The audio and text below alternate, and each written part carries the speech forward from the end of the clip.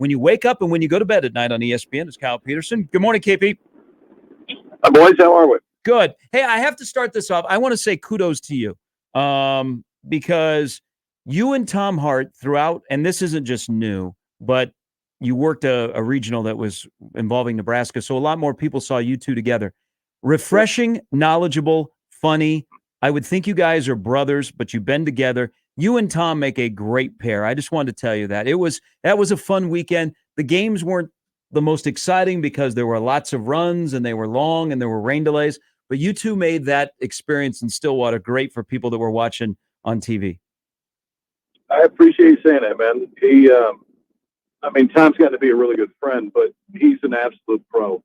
And I remember it was probably 8 or 9 years ago when we had started working pretty regularly together. We were playing golf. And I looked at him one day and said, hey, you do more in-game research than anybody I've ever seen in my life. Computer's up. He's looking stuff up based on whatever the situation is. And I said, I'm just going to give you a heads up. You're going to say stuff sometimes that I have no idea what the hell you're talking about. And I'm not going to respond. I'm just going to look at you, and you'll see the look on my face to know that if you want to ride with it, go. But I got enough of that, all right? Because you're way out in front of me. And it's made for a good combo, man. But I sincerely, means a lot coming from you, so thank you. Okay, so I'm glad you brought that up because there was one moment that I wasn't 100% where he was going, and I thought you would pick it up because, Kyle, you're a smart guy, all right? We know this. When he brought up the Ben Columbus, he's not wearing number 14 or not number 92. You thought it was a hockey thing. Yeah, I was spun for a minute because of the Canada piece, and then he's witty as hell, but it is, his computer's always working. And I've worked with a ton of play-by-play guys, and some do it, some don't, but it's little stuff like the high school mascots, or yesterday he was doing the Georgia-North Carolina State game, and I think it was a kid from Pitt State, but it had transferred from Pitt State. But he started rolling off the mascots that are in that league, and it was the Ichabods and the Gorillas and whatever else it is. I'm just a fan of that type of stuff. It's like you got to work to go figure out where it is. But B, I think it makes it fun. And at the end of the day, I would hope, and this sometimes, admittedly, we can get a little bit too far, but the key to that is you better make sure you're locked in when the game matters. Right. Like there's a time to have fun and do everything else. There's also a time when there's a guy on second base in the ninth inning, and it's not the time to screw around. So, he's fun to sit next to. I'm going to drop you into, let's say, ACC, SEC, Big 12 school. You're going to get your first head coaching job. We got a little money for NIL. You've had a little bit of history, but you're new. In today's college baseball world, how would you go about constructing your roster to be successful? Wow, that's a cool question. I want arms first, and because I don't think you can get through a season the way it is offensively right now if you don't have real arms. I think it needs to be a combination. I'll tell you the one that we've seen this around the country, and A&M has been as good as anybody at it. I'd really look at the Ivies, and it was different because of COVID, because the Ivy kids actually got 2 COVID years because they didn't play for 2 years, and A&M's taking full advantage of it. They got guys hitting, I guess now 3rd and 5th in their lineup that are Ivy League guys. But then I'd really hit the mid-majors, and honestly, not just the mid-majors, like the advantage that coaches have right now, and it takes a lot of work, but based on the amount of data that's out there, I mean, if you're looking for, give me a second baseman who has an OPS above 900 that walked at least 25 times, you can find that in a really short period of time. But experience matters. And experience doesn't have to be at the absolute highest level from a transfer standpoint if you can get it, great. And then you can't forget the high school piece.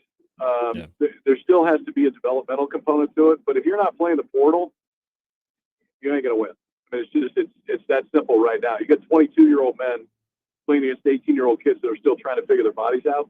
You ain't going to win in that battle. It's funny we were talking about that as far as the difference between college baseball and some of the other college sports is that there's still going to be that. You see it in football as well. The high school recruitment is never going away. I think in high school baseball, I mean, Kyle, you remember it when you were over at Creighton Prep, being discovered. You're going to different tournaments. You're playing in the summer. You're playing in the spring. and you've got those coaches that are out there grinding as soon as the season's over. They're seeing you in the summer. There's still going to be a pretty big element of that. I'm curious, though, as you mentioned, how you would build the roster. Does a little bit of that effort, when it does come to a lot of that for coaches and recruitment, does that change in your opinion? Is there as much of that in your opinion as what we saw before? Well, I think it's different. I mean, I had two different coaches over the last 2 weeks ask me about the closer at Creighton who was in the portal. Oh, yeah. Because it already started. And I mean, the minute that portal opens, it doesn't matter if you're still playing. I mean, the stories last year about coaches in the College World Series and essentially spending just as much of their time on the phone trying to get the top portal guys than they are trying to win a national championship. That part sucks. Like, I wish they'd move it back until the season's over, so these guys can actually focus on what they've worked their entire lives for. But the recruitment piece, I mean, now it never stops. You got to recruit your own. Yeah. I mean, just ask Stanford. Yeah. Stanford lost two big-time dudes. I mean, sad, but we're not going to see Braden Montgomery because he broke his leg the other day. But Montgomery's one of the best hitters in the country, and I hope this doesn't sound egotistical, but Stanford didn't used to lose anybody. Like, if you were there, you're there. That ain't the case anymore, and it's not the case that the vast majority of the programs around the country. And listen, I mean, we can complain about the situation and say whether it should be or shouldn't be. It is. That's the way it is. And at this point, if you thought you recruited a lot before, it's a hell of a lot more now. Hey, this will Kyle Peterson joining us here on Mornings with Sharp and Hanley. This will be the 25th year that we'll talk about, hey, the number one overall seed hasn't won a title since Miami did in 99. Here comes Tennessee, and they're really good, and they're home run heavy, and there's a lot to like. Is there a lot to like about them that they could win the national championship even as the number one seed and history against them? Yeah, I think there is, but I think it's, and I was thinking about this yesterday. It's like, I don't remember a year to where I feel like you can make an argument for all 8 teams. To say, yeah, they could actually, any one of the 8 can win it, and that's why I think it's as up in the air as it's ever been. Tennessee's really good. They do it a little bit different way, but if you go look at their starters from a pitching standpoint, Drew Beam's been there the whole year, but I mean, they may throw what essentially is an opener game 1 of the College World Series. They've done it differently. It's very different Tennessee pitching staff than it was last year, to where they had like 3 of the best starters in the entire country. It's not really that way this year. Bullpen's deep, and everybody talks about the offense, rightfully so, because it's one of the best offenses in the country. But their pitching staff is like top 8 in the country in 2 or 3 of the most important categories. So they can really pitch it. But it just doesn't – I don't see a favorite.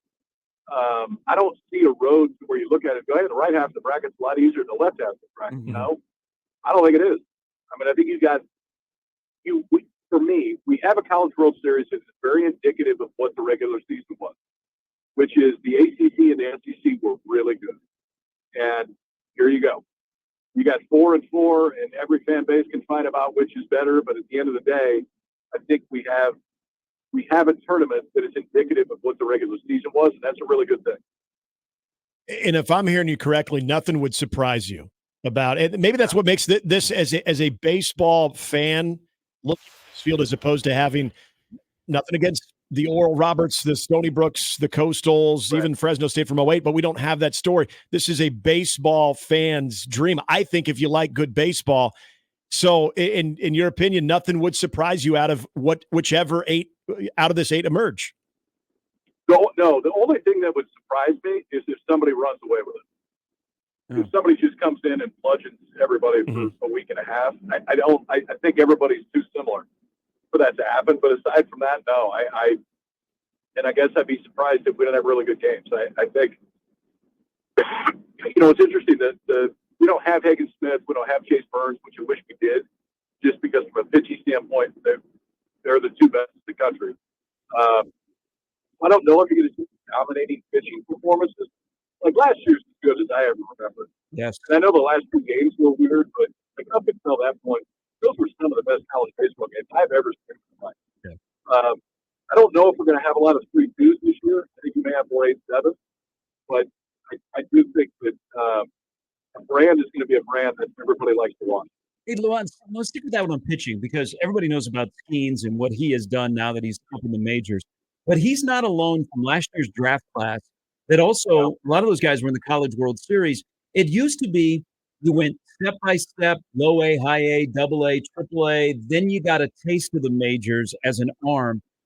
Are we in a different time period now with professional baseball where the college arm is moving quicker than we've seen in the past? Or are the college arms just better than they've been in the past? Well, I think it's yes and yes. I think some of it is, I think pro baseball got over their ego, honestly. Right. There was a long time to where there was this stupid fight about, hey, excuse me, guys, we develop better. No, we develop better. Between college and pro, and you're like, hold it. We're both good at it. Like, stop fighting about it. But math is really simple when it comes to this. If I got a chance to see a kid for 2 or 3 more years before I have to make a decision as to whether or not I want to give him $5 million, I'm going to be right more often. Mm-hmm. It's the math equation. That's it. And I think what professional baseball has figured out is that's true. Wow, there's still top end high school. Like, you're not going to pass on Jackson Holland. I mean, there's high end high school talent that you're going to take because you think they got a chance to be a star. But the reality is, more kids are getting to college. It's a 20-round draft, not an unlimited round draft like it was before. So more are getting to college. The development process in college, in many cases, is comparable to what you're going to have in professional organizations. And then at the end of the day, you get a chance to get 2 or 3 more years. So the biggest thing for me, though, as far as hitting guys in the big league, egos are out the door. Like, are you good enough? Good. Come help me. We don't need to see improvement at every level. Like Mr. Waldrop, we have 3 guys that were in the College World Series last year that are playing to the big league today. And, Higgins Smith and Chase Burns they're not going to be in the series this year because they got eliminated. It wouldn't shock me if they're both in the big leagues this time next year. Last time I talked to you, we were talking about that regional that you covered in Stillwater. Jack Caglione was part of that. And we talked a little bit about his impact just in the matchup in Nebraska and Florida. Look at the big picture for him. And if you look at a guy like Shohei Ohtani and you look at the rarity, I go back all the way, Kyle, I'll bring up a name that I think a lot of people, old College World Series hats, remember, Brooks Keechnick, where you had a guy that did both. It was so rare, but it was so cool.